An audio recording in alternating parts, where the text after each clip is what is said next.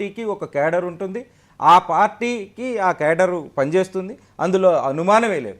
కానీ ఇక్కడ కొన్ని ప్రశ్నలు ఏంటంటే, చంద్రబాబు నాయుడు గారు ఆంధ్రప్రదేశ్లో ఒక ముఖ్యమంత్రిగా ఉన్నారు. ఆయన ఇక్కడికి వచ్చినప్పుడు మాకు అడ్రస్ చేయాల్సిన కొన్ని సమస్యలు ఉన్నాయి. ఆ సమస్యల్ని చంద్రబాబు నాయుడు గారు ఎలా అడ్రస్ చేస్తారు అనేదే ప్రధానమైన సమస్య. ఇప్పుడు ఏదైతే విభజన చట్టంలో ఎలా అయితే ఉంటుందో, విభజన చట్టం కాదు, ప్రతి రాష్ట్రానికి నీటి సమస్యను ఉంటుంది. అది విభజన చట్టంలో లేదు. నీటి సమస్య ఆ రెండు రాష్ట్రాల మధ్య కృష్ణా బోర్డు ఉంటదండి, దానికి సంబంధించిన వాళ్ళు ఇచ్చిన డెసిషన్ లోనే వెళ్ళాలి. సో అంతేగాని నాకు ఎక్కువ కావాలి నాకు తక్కువ కావాలని అనడానికి ఉండదు. దీనికి మనకు పైన అథారిటీ ఉంది. సో అక్కడి నుంచి వచ్చిన డెసిషన్స్ ప్రతి ముఖ్యమంత్రి ఇక్కడ జరిగేది ఏంటంటే, కామన్ గా జరిగేది ఏంటంటే, ప్రతి ముఖ్యమంత్రి లేదు ఆ ప్రాంతం వాళ్ళు ఆ ప్రాంతం వల్ల ఆ ప్రాంతం యొక్క అభిష్టానం గురించి పోరాడాల్సిన అవసరం ఉంటుంది. ట్రిబ్యునల్ చెప్పినట్టు గొడవలే అదే కదా. ట్రిబ్యునల్ ఆల్రెడీ చెప్పేసినాయి, అవన్నీ కమిటీలు చెప్పేసినాయి అవన్నీ. అక్కడ ఇప్పుడు ఇక్కడ ఏంటంటే, దీనికి ఒక ఉదాహరణ చెప్పాలి. న్యాయం వేరు ధర్మం వేరండి. ఒకవేళ మీకు ఉదాహరణకు స్పష్టంగా అర్థం కావాలంటే, మీకు చెక్ ఇచ్చామనుకోండి, ఏది డేట్ అయిపోతున్నామో చెల్లదు, న్యాయం అది చెప్తుంది, ధర్మం అది కాదు.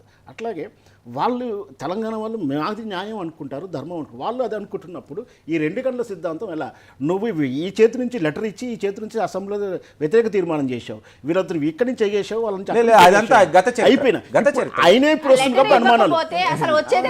తెలంగాణ అట్లా కాదు, లెటర్ వల్లే రాలేదు, లెటర్ వల్ల నేను ఒప్పుకోను, లెటర్ వల్లే రాలేదు, లెటర్ వల్లే రాలేదు, తెలంగాణ ఎలా వచ్చిందనే చర్చ. లెటర్ వచ్చేది అలాంటి వ్యక్తి ఇప్పుడు వస్తున్నాడు కాబట్టి అనుమానాలు ఉన్నాయి. దానికి సమాధానం చెప్పమంటారు, రావద్దని అంటలేదు. స్పష్టంగా చెప్పి టెర్రరిస్ట్నే ప్రజాస్వామ్యం వచ్చినప్పుడు ఎవరు ఏమన్నా లేక చేతులు, ఇక్కడ మేము అది అంటలేము. స్పష్టంగా సమాధానం చెప్పాలి, మా అనుమానాలు నివృత్తి చేయాలి. వీళ్ళు అడుగుతారు, వీళ్ళకి సమాధానం చెప్పాలని ఆయన అనుకోవాలి. పెద్ద నాయకుడు, స్నేషనల్ నాయకుడు ఉన్నప్పుడు వాటికి మనం క్లారిటీ ఇచ్చి రేపు వెళ్ళిపోదాం ప్రజల్లోకి అంటే ఆయనే ప్రజా మద్దతు గెలుస్తాడు. ఈరోజు రేవంత్ రెడ్డి గెలవలేదా, ఇంకో ఆయన గెలవడా, ఇంకో ఆయన గెలుస్తాడు.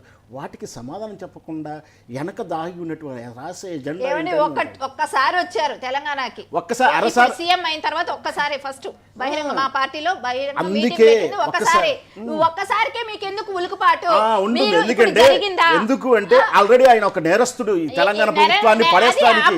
తెలంగాణ నేరస్తుడే, నిందితుడే తెలంగాణ ప్రభుత్వాన్ని, తెలంగాణని అస్థిరపరచడానికి కుట్ర చేశారు, తెలంగాణ అస్థిరపరచడానికి కుట్ర చేశారు. తెలంగాణ ఖచ్చితంగా తెలంగాణ చేయాలి. ఆయన ఆంధ్రప్రదేశ్ చేశాడు, కరెక్షన్, ఆయన ఆంధ్రప్రదేశ్ చేశాడు. మీరైనా తెలంగాణ డెవలప్ చేయలే అంటే ఆంధ్రప్రదేశ్ ముఖ్యమంత్రిగా ఉంటూ తెలంగాణ డెవలప్ చేశాడా? ఆంధ్రప్రదేశ్ ముఖ్యమంత్రి మీరు అనేదండి తెలంగాణ చేయలే, తెలంగాణ చేయలే, ఆయన ఉమ్మడి ఆంధ్రప్రదేశ్ కి ముఖ్యమంత్రి కదా, తెలంగాణ ముఖ్యమంత్రి కాదు. చూసున్నాడు కాబట్టి చూసి ఉండకపోతే తెలంగాణ ఉద్యమం వచ్చేది కాదు కదా అనేది ప్రశ్న. ఓవరాల్ గా ఆంధ్ర పాలకుల ఆధిపత్యంలో తెలంగాణ అణచబడింది, దానికి వ్యతిరేకంగానే ఉద్యమం వచ్చింది అనేది వాస్తవమే కదా. ఆయన అడిగిన పదవి ఆయనకు వచ్చుంటే కేసీఆర్ కి లక్ష్మీపార్టీ ప్రయారిటీ ఉండకపోతే ఈయన కూడా తిరుగుబాటు చేసిపోయాడు కాదు. ఆ రోజు ఆయనకి ఇవ్వలేదు కాబట్టి తిరుగుబాటు చేశాడు. ఈ రోజు కేసీఆర్ మంత్రి పదవి కాబట్టి తిరుగుబాటు చేశాడు. ఇద్దరు ఎవరు అవకాశవాదులు అనేది చర్చ కాదు. తెలంగాణ అణిచివేయబడింది, ఆంధ్ర పాలకులు ఇప్పుడు కూడా అనుభవిస్తుంది. ప్రజలకు తెలుస్తుంది ఆయన చేసిన పొరపాటు వల్ల ఇంట్లో పంపించాము, దానికి ఆయననేమో సంజాయిస్తలేము, ఆయనో గొప్పవాడని చెప్పట్లేదు. తెలంగాణను ఎవరు ప్రయారిటీ ఇస్తారో, ఎవరు ప్రేమిస్తారో వాళ్ళకే మా మద్దతు ఉంటుంది. మా అనుమానం ఖచ్చితంగా చేయాలి.